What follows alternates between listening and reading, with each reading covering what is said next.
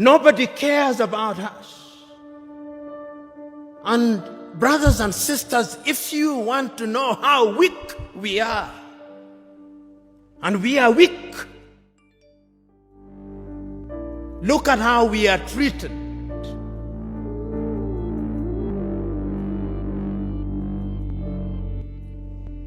Last month,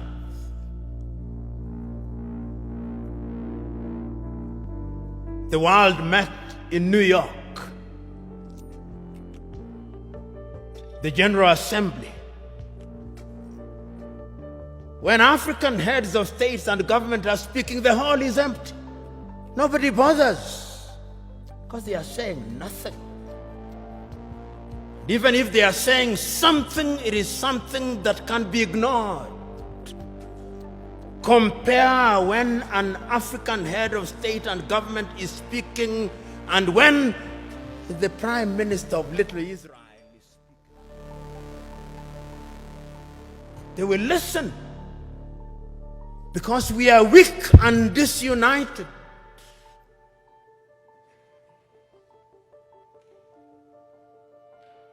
So we have a weak continent because the spirit of Pan Africanism disappeared.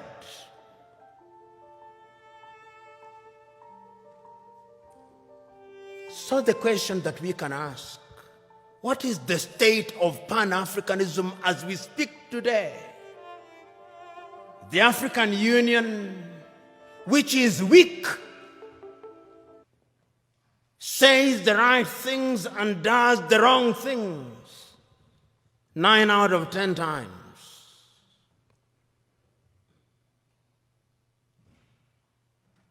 And what are the critical areas in which we are weak? We are weak politically because nobody listens to us.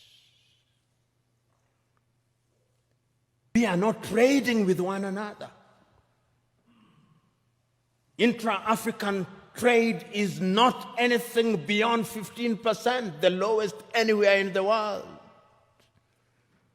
If you look at all our sectors and look at them, look at our agriculture, almost all African countries are net food importers.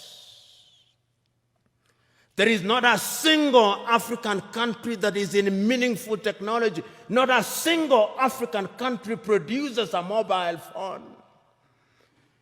Yet the single most important ingredient in mobile telephony is to be found in the Democratic Republic of Congo. Not a single African country produces a car other than assembling completely knocked down kits. There is no meaningful production of pharmaceutical products in Africa. And if there was any doubt, COVID exposed it. All African countries, the 55 of them, are waiting to either receive Sinovac from China, Sputnik from Russia, AstraZeneca, Johnson or Moderna. And we don't even know what they are because our bureaus of standardization don't know. If you ask the Ethiopian Bureau of Standards what they are asking us to be injected with, they do not know. They just believe it is a vaccine because the Americans have said so or because the Chinese have said so. Africa is weak. So that even this magnificent edifice, I suspect, has not been erected by Ethiopian engineers. When I see the signage in Chinese, I suspect it is the Chinese. That is how weak we are. That is the reality of our mother continent. It is because we are politically weak, we are economically weak, socially we are disorganized, culturally and spiritually we are confused. That is the continent in which we are today. We unite or we perish. that as I travel along across the world, people do not care about our Tanzanianness or our Ghanaianness or our Kenyanness or our Ethiopianness. In their eyes, we are all Africans. And perhaps that is what we should use as the building block in order to talk about African unity. But we are not being naive about that unity.